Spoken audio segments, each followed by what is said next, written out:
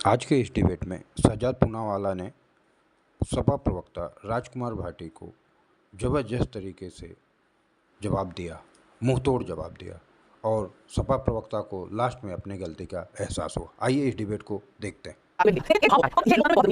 चलिए शुरू करते हैं। पूछना चाहती हूँ, आप खुद विनम्र स्वभाव के हैं, ये मैं जानती हूँ और इसकी मैं बहुत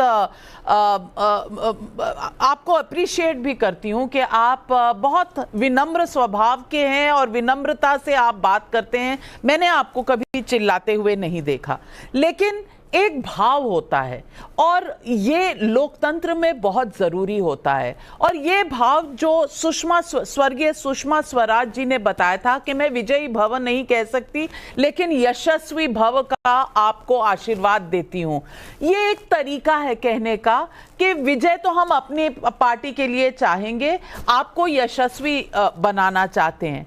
क्या ये अब आज की राजनीति में इस तरह के भाव बिल्कुल खत्म हो चुके हैं?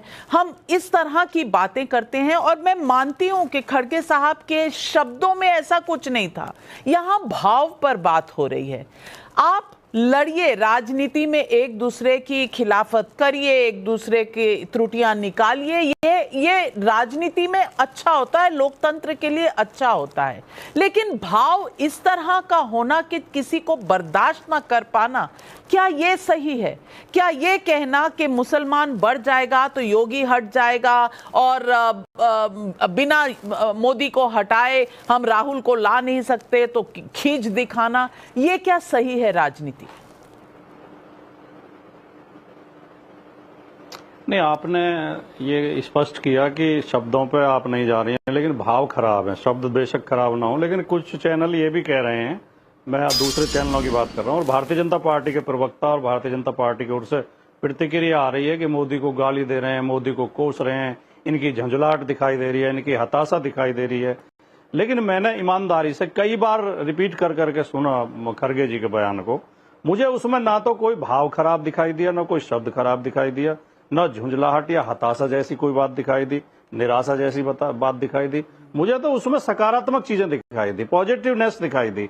वो ये कह रहे हैं, ये आम बात है। देखिए, बिहार में भारतीय जनता पार्टी के अध्यक्ष सम्राट चौधरी ने सिर पर पगड़ी बांधी थी और ये घोषणा की थी कि जब तक इन्हें जो हटा नहीं दूंगा नीतीश कुमार को मुख्यमंत्री कुर्सी से नहीं हटा दूंगा, तब तक ये पगड़ी नहीं खुलेगी और तब तक केस नहीं कटवाऊंगा।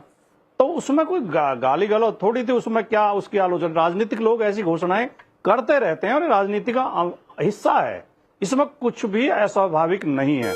अगर खड़गे जी थोड़ा अचेत हो गए, उनके स्वास्थ्य खराब हुआ और वो अपने कार्यकर्ताओं में उत्साह भरने के लिए, कार्यकर्ताओं को निराशा से निकालने के लिए कह रहे हैं कि घबराओ मत, मेरी सेहत ठीक है, मैं तब तक, मुझे कुछ होने वाला नहीं है, तब तक नहीं मरूंगा जब तक मोदी जी को हटा नहीं दूंगा। तो इसमें कुछ भी गलत नहीं है। मुख्य विपक्षी दल है कांग्रेस, विपक्षी दल का हर तरीके से प्रयास होता है कि सत्ता बदली जाए, सरकार बदली जाए, प्रधानमंत्री बदला जाए, इसमें कुछ भी आपत्तिजनक नहीं है, लोकतंत्र का अनिवार्य हिस्सा है। तो मुझे तो इसमें नाविका जी कुछ खराब लगता नहीं, लेकिन इतना जरूर है कि भारतीय जनता पार्टी के जो देश के और भी बहुत बड़ी समस्याएं जो भारतीय जनता पार्टी ने पैदा की हैं, उन पर चर्चा से बचने के लिए भारतीय जनता पार्टी इस तरह की कोशिश करती रहती है कि ऐसे बयानों पर चर्चा होती रहे और इनसे जो गंभीर सवाल हैं कि क्यों अहमदाबाद में एक पुल जो 2017 में बना था 43 करोड़ की लागत से, आज उसे 7 साल के अंदर ही तोड़ना पड़ रहा है, उसमें 53 करोड़ का खर्चा आ रहा है। क्यों मोदी जी का जो वो सबसे अच्छा प्रोजेक्ट है संसद की छत, कमाल कर रहे हैं आप राजकुमार भाटी जी। राजकुमार भाटी जी, आप कमाल कर रहे हैं। जिंदगी मौत की बात हो रही है। मल्लिकार्जुन खड़गे, अगर उनकी सेहत और ईश्वर उन्हें लंबी दीर्घायु दे, उन्हें स्वस्थ रखे, लेकिन मैं आपसे पूछना चाहती हूँ, वो अपनी पार्टी को एनकरेज करने के लिए ये भी कह सकते थे कि भाई मैं जिंदा रहूंगा, स्टेटहुड दिलाऊंगा, जम्मू कश्मीर में थे, बोल सकते थे कि राज्य का दर्जा दिलवाऊंगा, लेकिन नहीं, पर पर्सनलाइज्ड अटैक के मोदी को हटाने तक मैं जिंदा रहूंगा।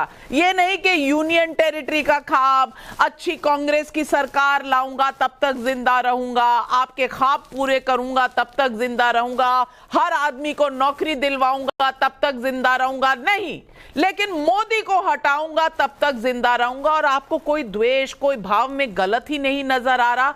कमाल करते हैं राजकुमार भाटी जी। उधर शहजाद पूनावाला जी जवाब दे दीजिए। भाव में कोई गड़बड़ी नहीं थी, आपके समझने में त्रुटि है।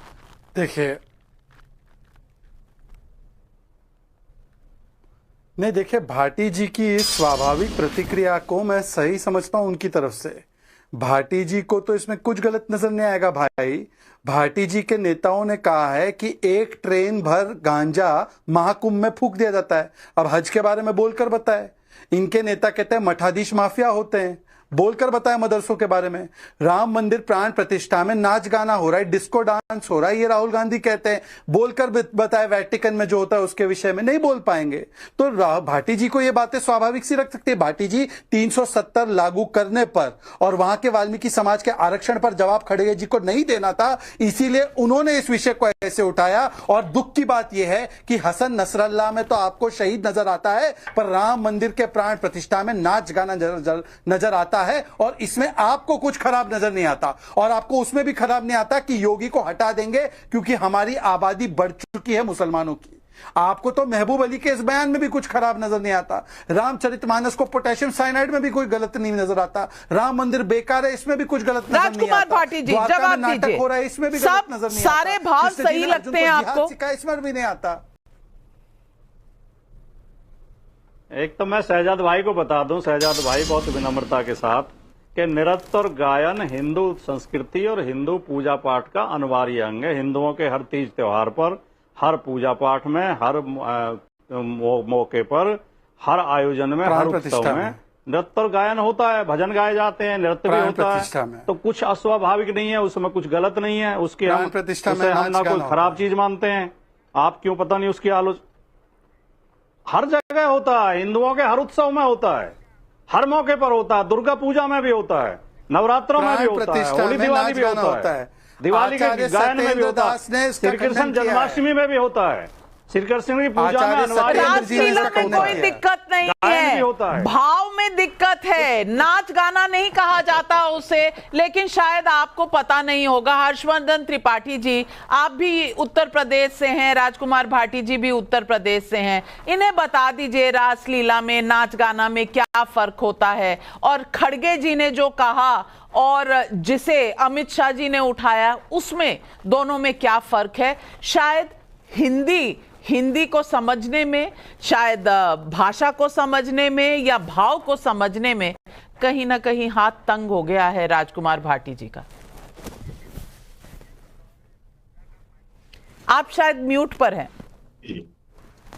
नविका जी, भाटी जी का हाथ वगैरह कतई तंग नहीं है। बहुत पढ़े लिखे विद्वान व्यक्ति हैं और आमतौर पर ऐसी गलती करते नहीं।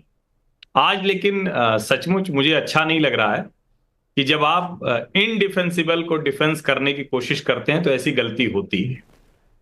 अब पहले इसी की बात कर लेते हैं, क्योंकि नाच गाने पर बोल दिया। अब ये सही बात है, हमारे हर हिंदू धर्म, त्योहार, पर्व, उत्सव में नाच गाना तो हमारी संस्कृति का हिस्सा है। हम तो रासलीला भी करते हैं, हम तो नृत्य भी करते हैं, हम तो एकदम सब कुछ भक्ति भाव में सब होता है। लेकिन ऐसे होता है क्या कि वहां देखो ऐश्वर्या नाच रही है,